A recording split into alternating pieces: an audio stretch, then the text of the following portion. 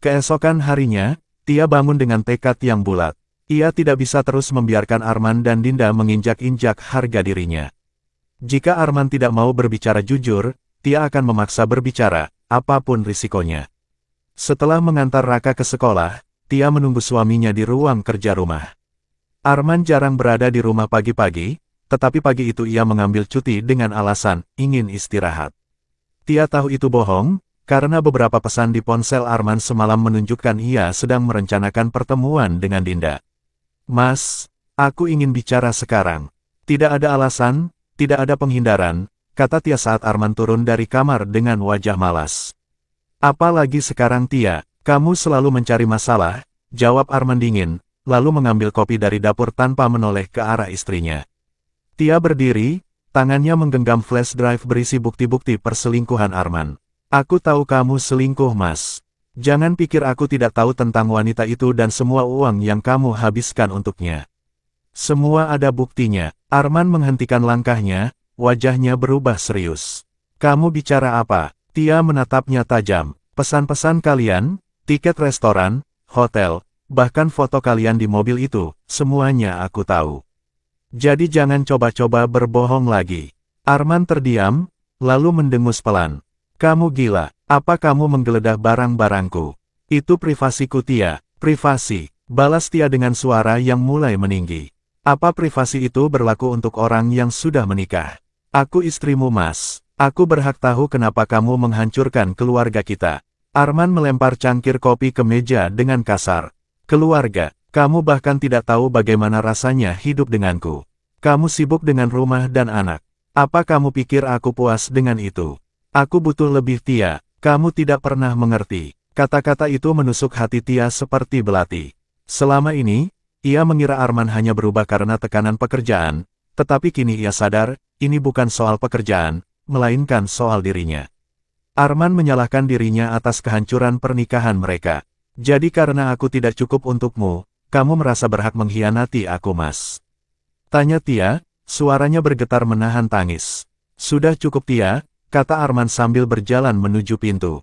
Tapi Tia tidak menyerah. "Tidak, Mas, aku tidak akan diam. Kamu pikir aku akan membiarkanmu terus bermain di belakangku?"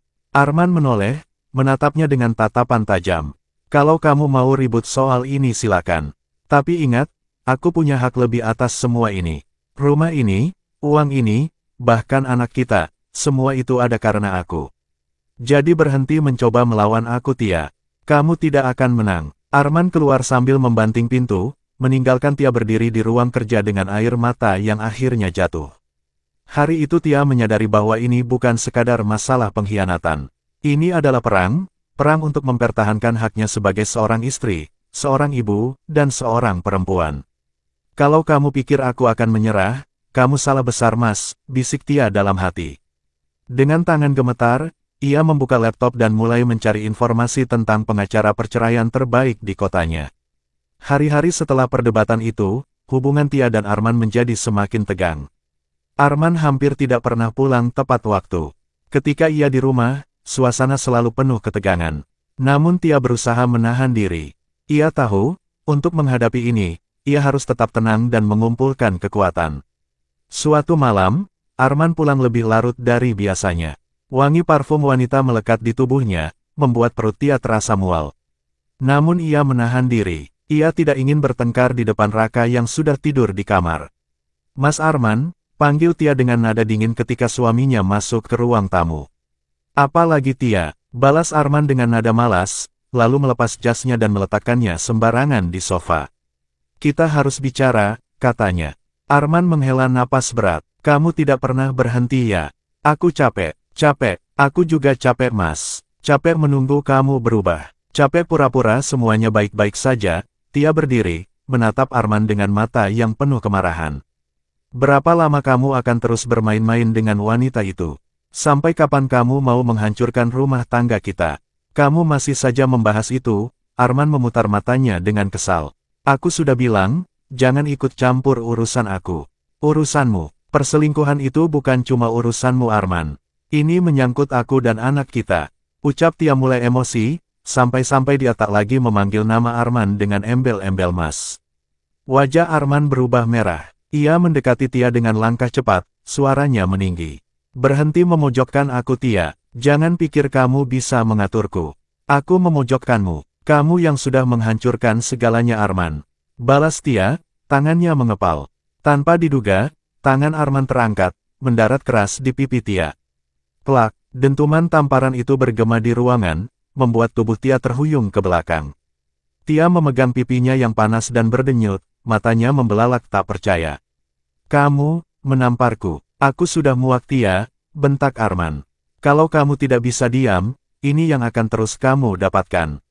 Air mata Tia akhirnya jatuh, bukan karena rasa sakit di pipinya, tetapi karena rasa sakit di hatinya. Pria yang dulu ia cintai, yang dulu bersumpah untuk melindunginya, kini menjadi orang yang paling menyakitinya. Arman melangkah pergi meninggalkan Tia yang masih berdiri mematung di ruang tamu. Tia mendengar pintu kamar tertutup dengan keras. Malam itu Tia duduk sendirian di ruang tamu. Pipinya masih terasa sakit, tetapi hatinya lebih sakit lagi. Ia memandang ke arah kamar Raka, memastikan anaknya tetap tidur nyenyak dan tidak menyadari apa yang baru saja terjadi. Dalam hati, Tia tahu ini adalah batasnya. Kekerasan fisik adalah garis yang tidak bisa ia terima. Ia tidak akan membiarkan hal ini terjadi lagi, tidak untuk dirinya sendiri, dan tidak untuk anaknya.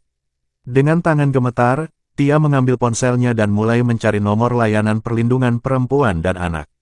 Aku harus keluar dari ini. Aku tidak akan menjadi korban selamanya. Keesokan harinya, Tia bangun dengan wajah yang masih terasa bengkak. Pipinya memar akibat tamparan Arman semalam. Saat ia berdiri di depan cermin kamar mandi, ia melihat pantulan dirinya, seorang wanita yang lelah, terluka, tetapi matanya kini menyiratkan sesuatu yang berbeda, sebuah tekad. Tidak ada lagi keraguan di hati Tia. Ia harus bertindak, bukan hanya untuk melindungi dirinya sendiri, tetapi juga demi Raka. Jika ia terus diam, kekerasan ini hanya akan berlanjut, dan keluarganya akan semakin hancur. Setelah mengantar Raka ke sekolah, Tia menuju ke sebuah tempat yang sebelumnya tidak pernah ia pikirkan akan ia datangi, kantor seorang detektif swasta. Ia telah mendengar tentang kantor ini dari salah satu artikel yang ia baca semalam saat mencari cara menangani perselingkuhan. Seorang pria parubaya bernama Pak Johan menyambutnya dengan ramah. Silakan duduk Bu Tia, bagaimana kami bisa membantu Anda? Tia menarik napas dalam-dalam, mencoba menenangkan diri. Saya ingin menyelidiki suami saya. Dia berselingkuh, dan saya butuh bukti yang kuat. Pak Johan mengangguk. Kami sering menangani kasus seperti ini. Apakah Anda memiliki informasi awal, foto, nama wanita lain, atau tempat yang sering mereka kunjungi? Tia mengeluarkan flash drive dari tasnya dan menyerahkannya. Di sini ada beberapa bukti awal, pesan-pesan mereka, foto-foto, dan juga informasi tentang wanita itu. Namanya Dinda. Pak Johan mengambil flash drive itu. Kami akan mulai menyelidiki segera Bu Tia. Kami akan memastikan Anda mendapatkan semua yang Anda butuhkan. Tia mengangguk. Saya ingin semua ini selesai secepat mungkin. Saya tidak ingin anak saya mengetahui apa yang terjadi. Jangan khawatir Bu, ujar Pak Johan. Kami akan bekerja secara rahasia. Kami akan memberi Anda laporan secepatnya.